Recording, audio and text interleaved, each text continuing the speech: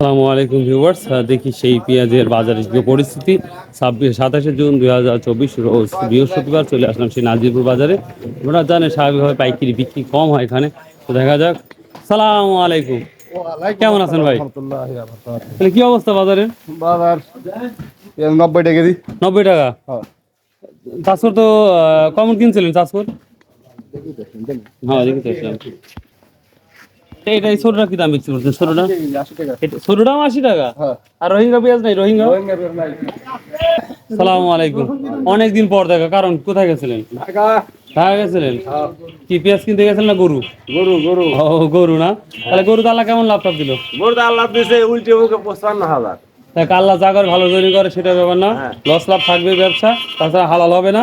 তো যাই হোক, এটা কি দাম বিক্রি করছেন? 90 টাকা। 90। আর এই যে এটা? এটা 90 টাকা, এটা 85 টাকা। ও সাইজ সাইজ সাইজ করতেছেন না? হ্যাঁ, সাইজ করতে। আচ্ছা। আসসালামু আলাইকুম। পেঁয়াজ কিন্তু কতদিন হলে বাতাস খাচ্ছে না। পেঁয়াজে 22 খাবি আর 22 খাওয়ার জবাব দেবে।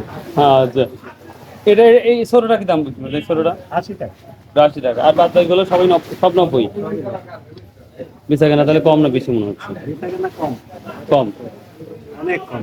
অনেক কম। আগে কম না, অনেক কম। রিভার্সে বেচা কেনা বলতে অনেক কম, দেখা যাক। আচ্ছা ঠিক আছে, সালামু আলাইকুম। ও ভাইয়ের কাছে। আসসালামু আলাইকুম আর ভাই, কেমন আছেন? কি অবস্থা?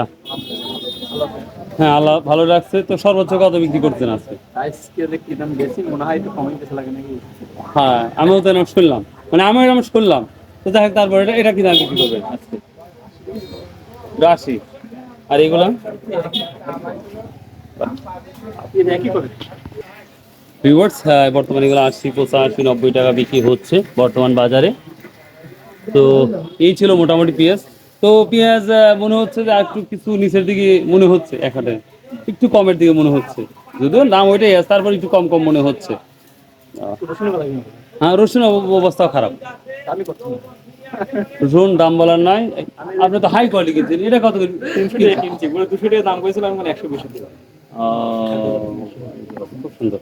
তো রসুন দাম অনেকটাই কম, অনেকটা মানে অনেকটাই কম। তো ভিউয়ার্স, এই ছিল আজকে পেঁয়াজের অবস্থা।